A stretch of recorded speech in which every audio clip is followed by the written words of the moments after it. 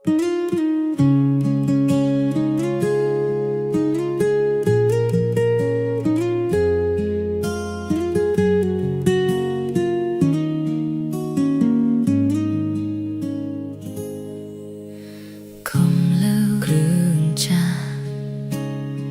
យប៉ះអារម្មណ៍អូន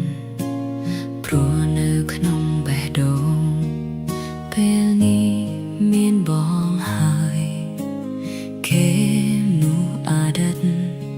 បងវិញទេជាមនុស្សចុងក្រោយ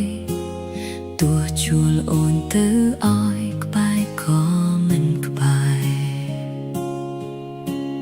ដឹងបងខឹងព្រោះស្រឡាញ់ខ្លាយអូនលួចពាក់ពន់បងកាត់ស្នេហ៍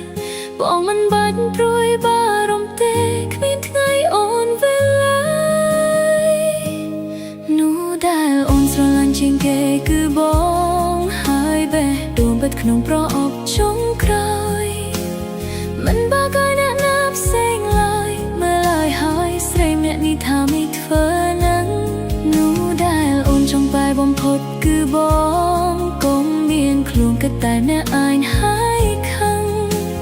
អូនសាភីបោះត្រង់ប៉ុណ្ណឹងហេតុអ្វីបងខឹងបើយើងតាំងចិត្តស្មោះគ្នាហើយ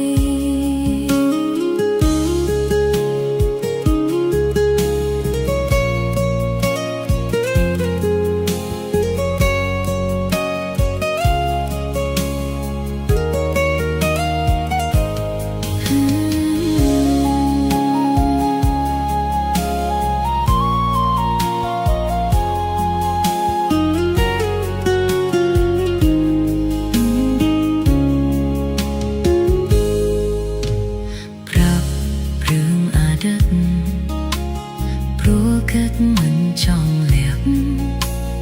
បងបែរមិនជឿជាក់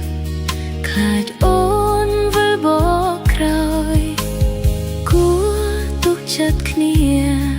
បើអូនប្រាប់ឲ្យបងដឹងហើយមិនគួរអន់ចិត្តឡើយគួរតែញញឹមទាំងបងខឹងព្រោះស្រឡាញ់ខ្លាចអូនលួចពាក់ពន់បងកាត់ស្នេហ៍បងមិនបាច់ព្រួយបារម្ភទេគ្មានថ្ងៃអូនវិលឡាយនោះដែលអូនស្រឡាញ់ជាងគេគឺបងហើយបេះដូងបិទក្នុងប្រអប់ចុងក្រោយមិនបាក់ឲ្យអ្នកណាផ្សេងឡើយមើលឲ្យហើយស្រីអ្នកនេះថាមិនធ្វើនឹងនោះដែលអូនចាំបែរបំផុតគឺប